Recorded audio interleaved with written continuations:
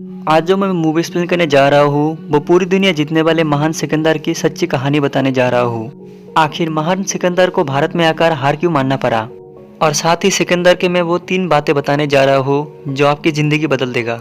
यह कहानी है 283 BC के, जब मैसेडोनिया के राजा फिलिप के घर में अलेक्जेंडर का जन्म होता है, जिसे आगे जाकर महान सिकंदर नाम से जाना जाता है। ऐसा कहा जाता है कि अलेक्जेंडर की माँ रानी ओलंपिया एक जादूगरनी थी।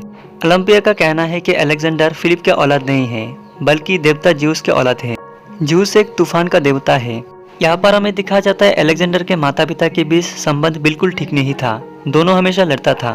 लेकिन अलेक्जेंडर के सुकून और शांति उसके दोस्त हिफाइस्टोन से मिलता था। कहा जाता है अलेक्जेंडर और हिफाइस्टोन के बीच शारीरिक संबंध भी है, दोनों एक दूसरे को बहुत प्यार करता है। अलेक्जेंडर का कहना है कि हिफाइस्टोन उसके सबसे अच्छा दोस्त और वफादार है। यहाँ पर हमें दिखाया जाता है अलेक्जेंडर के पिता राजा फिलिप ने एथेंस से एक खास टीचर लाया है। इस टीचर का नाम है अरस्तो। अरस्तो बाकी बच्चों अलेक्जेंडर और हिफाइस्टोन सभी को पढ़ाते हैं। अरस्तो बहुत बुद्धिमान टीचर थे। वो बच्चों को देश दुनिया की जानकारी दिया करते थे।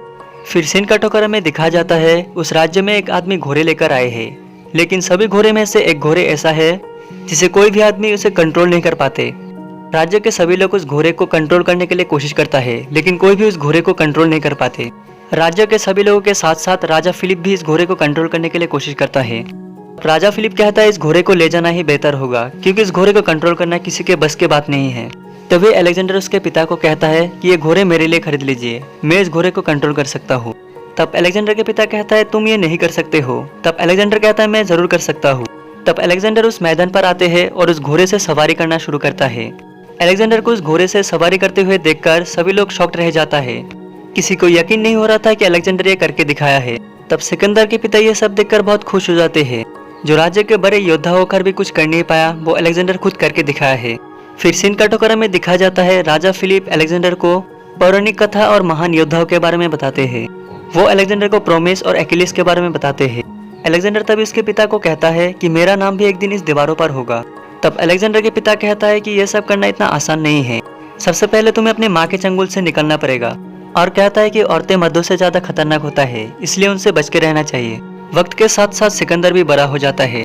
फिर यहाँ पर हमें दिखा जाता है सिकंदर के पिता और एक शादी कर रहा है।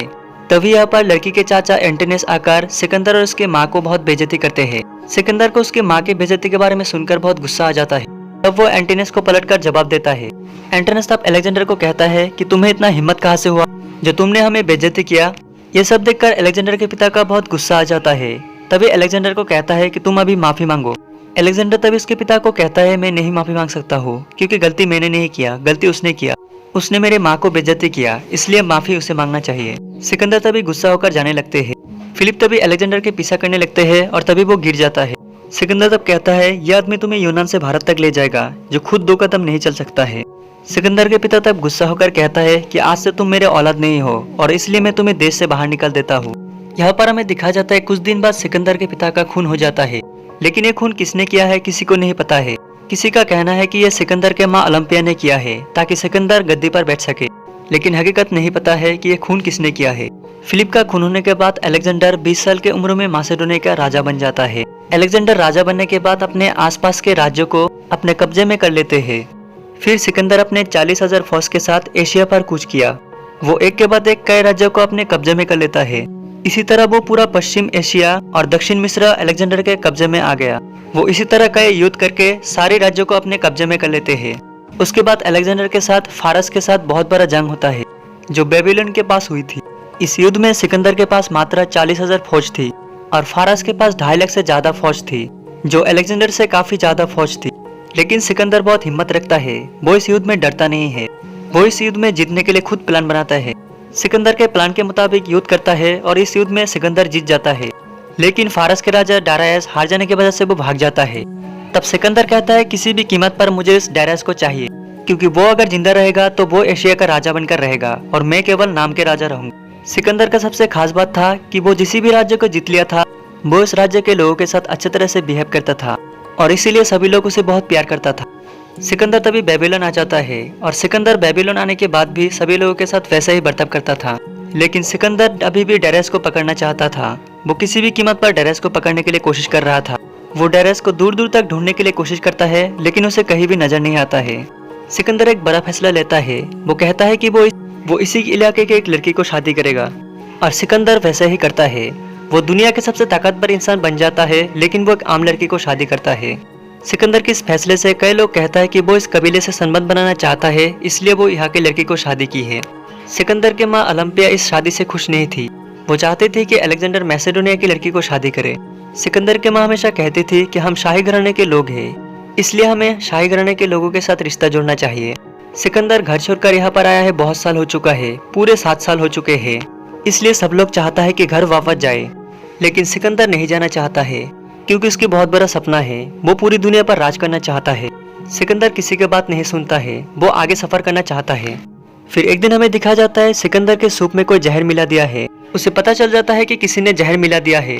सिकंदर को यह भी पता चल जाता है कि सभी अपनों ने ही सिकंदर को मारने के लिए साजिश कर रहा है और सिकंदर उनको मारने के लिए सजा देता है।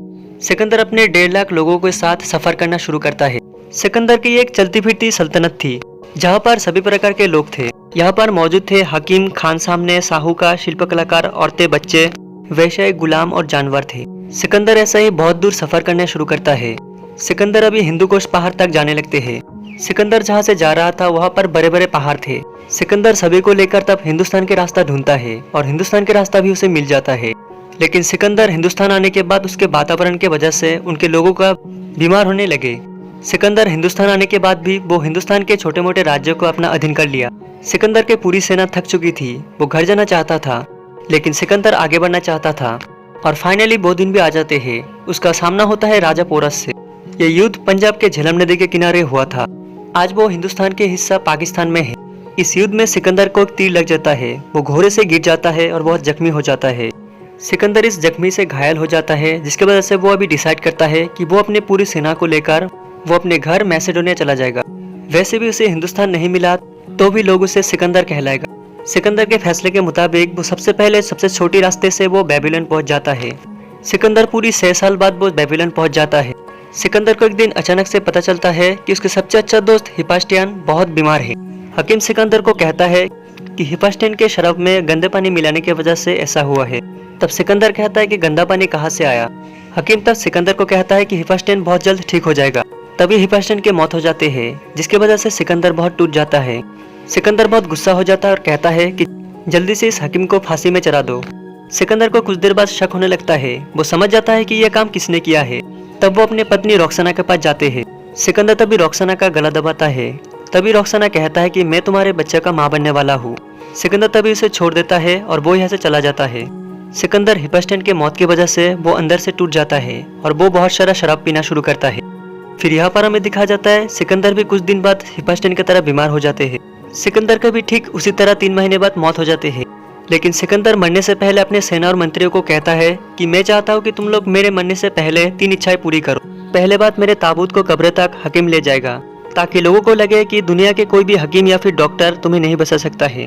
दूसरी बात है, मेरे खजाने में जितनी सारे कीमती चीज है, सोना, चांदी, हीरा, मोती, पत्थर, वो सब मेरे कब्र के चारों ओर लगा दिया जाए ताकि दुनिया के सभी लोगों को पता चल सके कि मैं इस दुनिया में एक सिक्का भी नहीं उठा ले जा सकता। तीसरी बात, ताबू में मेरे दोनों हाथ बाहर निकल देना ताकि लोगों को पता चले कि मैं खाली हाथ आया था और खाली हाथ जा रहा हूँ। कहा जाता है सिकंदर के मौत के पीछे कोई साजिश था। सिकंदर के मौत के बाद उसके माँ ओलंपिया को मार दिया गया था और उसके साम्राज्य को 4 हिस्सों में बांटा गया था। अलेक्जेंडर के मौत के कुछ दिन बाद ही उसके पूरे खानदान को मार दिया गया था। अगर सिकंदर चाहता तो वो मैसेडोनिया पर राज कर सकता था, लेकिन वो ऐसा नहीं किया। सो दोस्तों, मूवी कैसा लगा तो कमेंट करके जरूर बताना, और अगर मूवी अच्छा लगा तो प्लीज लाइक, शेयर और सब्सक्राइब जरूर करना, क्योंकि एक मूवी एक्सप्लेन करने में बहुत मेहनत लगता है, तो इसीलिए आप लोगों को सब्सक्राइब और सपोर्ट का जरूरत है। मिलते हैं फिर नेक्स्ट वीडियो में।